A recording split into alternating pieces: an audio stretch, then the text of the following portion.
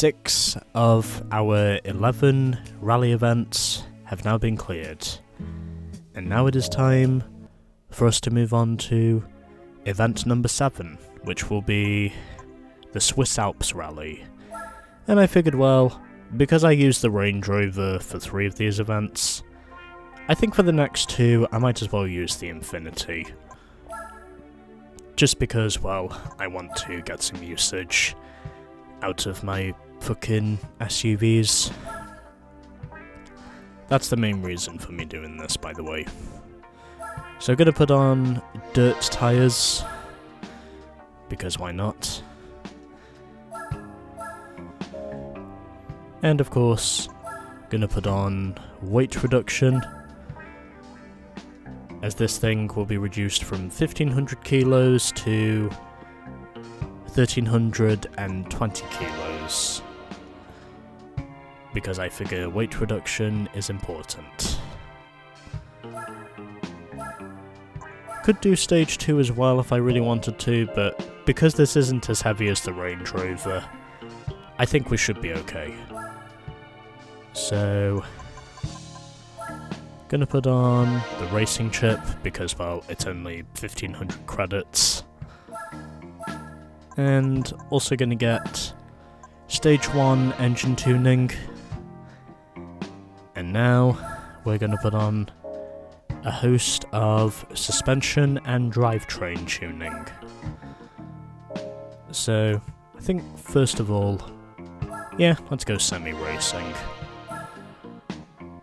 Just because, well, I figure grip is needed. And I think, just to give this thing more acceleration, I'll put on the racing flywheel, because again, it's cheap, and also the carbon drive shaft for that little bit more acceleration. Okay, I think that should be everything we need. I don't think we need anything else more than what we have now. I think we should be good.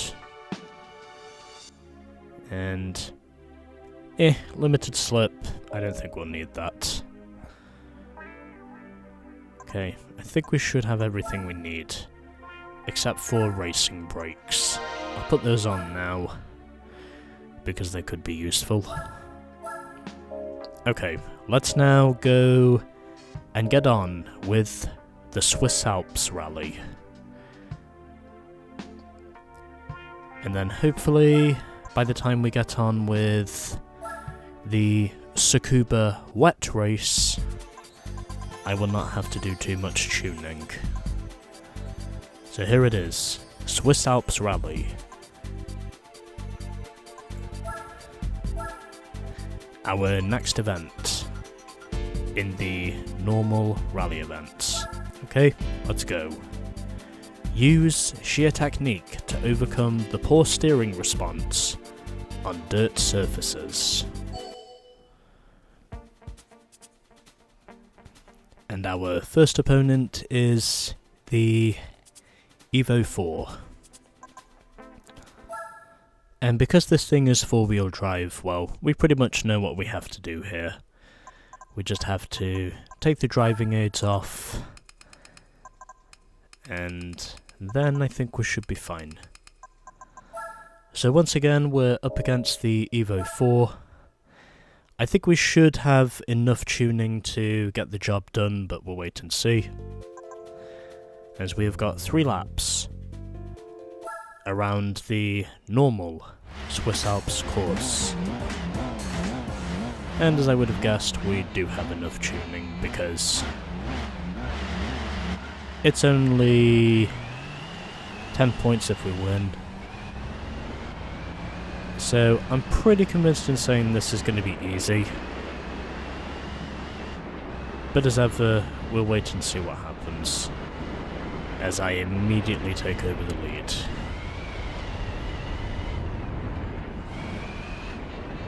But anyway, it's looking like this will be a pretty easy but close affair from what I can see here.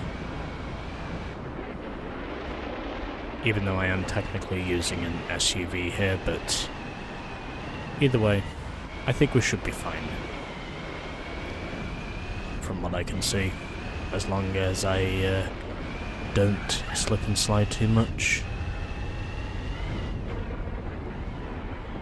Again, SUVs need love as well, and that's why I figured it was necessary for me to give the SUVs a go whilst I'm here. Because why the fuck not?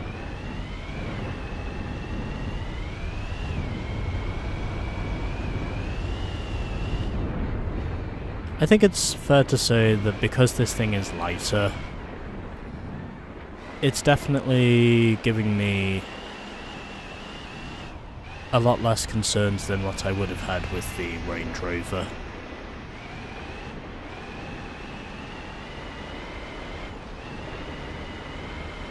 But either way, I have pretty much made my bed, and obviously I have to stick with my bed.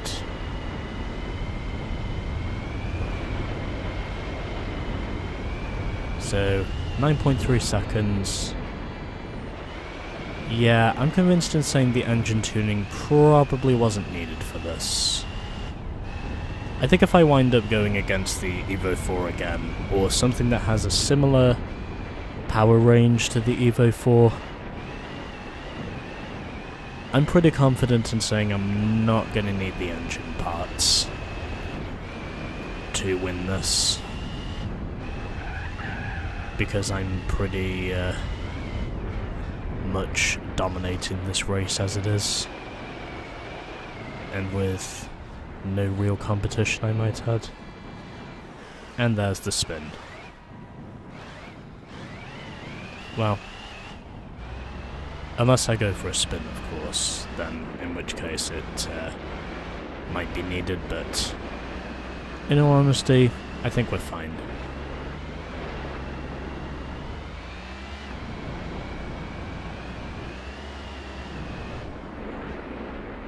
But again, I do this because I figure the SUVs need love as well.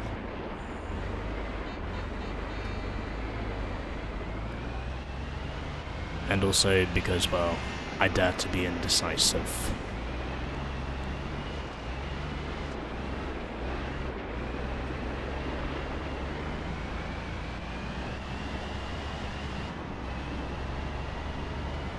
Anyway, final lap of the forward direction in the Swiss Alps rally, and it's looking like this is going to be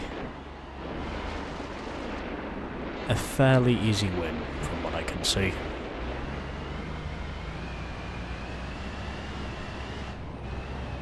In the Infinity.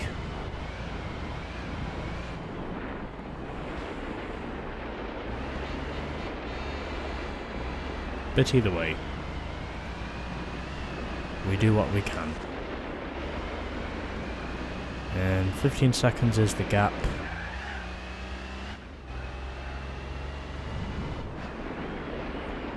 And we've overshot the corner. Fortunately, however, we are able to prevent ourselves from having another spin.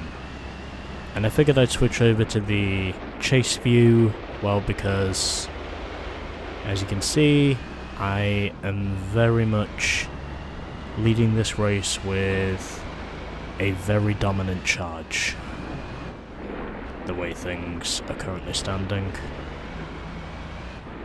So I'm pretty sure whatever engine tuning I had on this thing coming into this, I don't think I'll really need it for the second race, unless the Starion shows up. Then in which case, if the Starion shows up, then I'll have to put them on, but I'm convinced in saying I won't need to. So 10 points, another easy win for me, which is not too surprising, especially considering the score was only 10, but whatever. You can't necessarily make every race be as exciting as the last. So, yeah. I think it's time for us to, well, first of all, let's get the replay because I haven't got one of the forward course. I figured that would be the ideal place to start.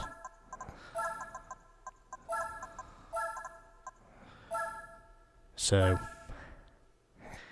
now on to episode 38. And saving this because, well, forward course, and because my previous replay was the reverse course. And, okay, let's now move on to race 2.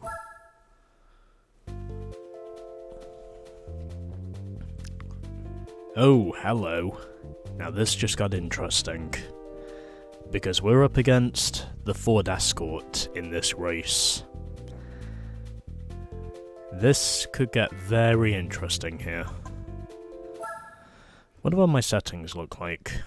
I think I have enough to at least put up a fight, but I'm convinced in saying this is where things are going to get really interesting. And, oh yeah, I don't have a wing fitted to this thing.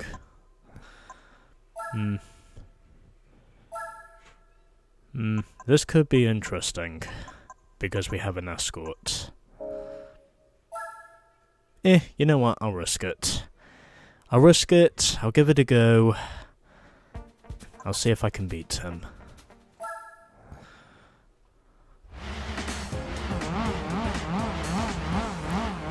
Now this just made things a whole lot more interesting.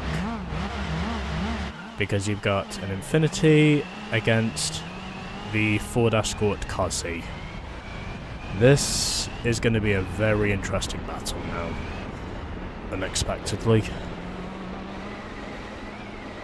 And my record against rally cars, it's not exactly been a good one so far. Unless you account for the Mitsubishi Lancer 1600. I beat that one pretty easily, but... Well, the Escort, I think this one is going to be quite similar to the Starion, except for saying that we're on more of a level footing here, so... I think it's fair to say things could get pretty interesting pretty fast here, from what I can see. But at least I can see my acceleration is helping me keep up. That's partly the reason why this race hasn't exactly become a washout yet.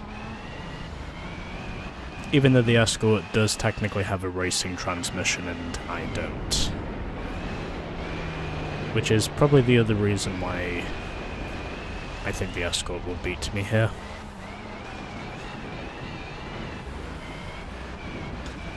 It just went from basically super boring to super exciting all of a sudden, I think is what just happened. Even though this is technically a battle of rally car versus SUV. And I mean actual rally car this time, not just another fucking road car variant of a rally car. Things have definitely become more interesting all of a sudden. And I honestly cannot believe I'm actually battling a Ford Escort in an Infiniti EX45. This was definitely not the battle I was expecting. But either way, we're battling anyway. And I think it's fair to say that, compared of course to the road car Evo 4, I am given much more of a challenge this time around compared to last time around.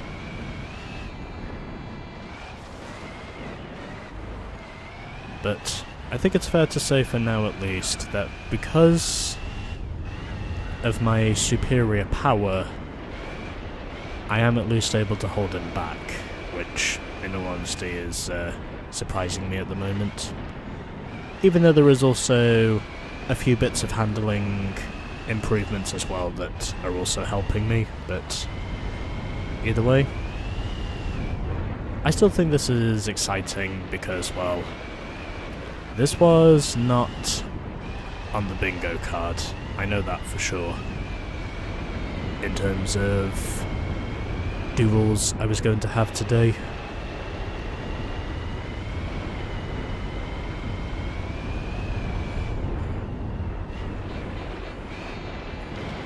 But either way, here we are. As I now have a 4-second advantage over the Ford Escort Cosy.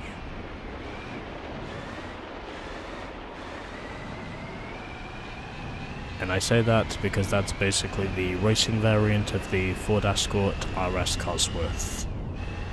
Which, for want of a better phrase, is one of my personal favourite hot hatches. As in, my love for the Ford Escort Cosy has not left me ever since, because of just how much I really do personally love that car. Ironically, a car they've also added to GT7, if you can believe it or not. Unfortunately, however, I've not been able to purchase it because, well, either it's because I've simply not had the time, or simply because, well, there are just other people who step in before me when it comes to buying the car. Or they've simply just won it, but either way, doesn't really matter, because, well, I'm out here racing the Ford Escort Cosy, and it's fair to say that... Sorry, FX45. Not EX. Okay, whatever. Point is, I win. And I set a new best lap time by 2/10, scoring 91 points in the reverse race and beating the Escort Cosy by 6.3 seconds in my Infinity FX45. So to put it simply, that win, once I took the lead, it was pretty much domination. So, pretty easy pair of wins altogether. Let's now go and collect our next prize.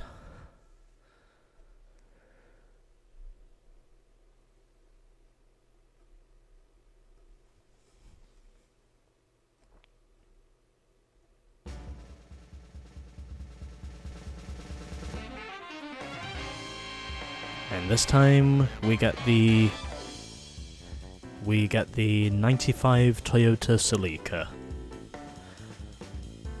I can definitely say these prize cars are coming to me quicker than I thought they were going to be. Especially since this is still the first week of 2025 and I'm still recording this on a Friday. Well, I guess it's very much a case of TGIF. Anyway, that was the normal Swiss Alps rally.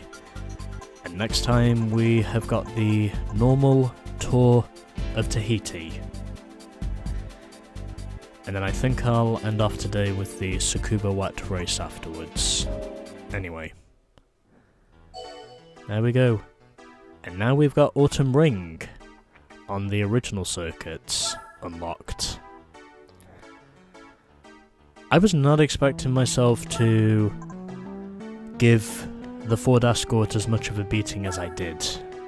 But either way, I escorted my way to another easy win. And another 0.3% of progress. So, where is my Toyota? Here it is. The Toyota Celica GT4 Rally Car. ST205. We're getting a lot of iconic rally cars here. And it is fair to say that I am inevitably going to have to use at least one or two of these. Because we've got our fair share of World Rally cars, we've also got our fair share of Group A rally cars, as well as one or two Group B rally cars as well. But anyway, So that's what we win for the normal Swiss Alps rally. And next time we will be doing the Swiss Alps rally, as we are now less than 20 miles away from reaching the 500 mile mark. So, Swiss Alps rally is done, and next up is Tour of Tahiti in the normal rally events.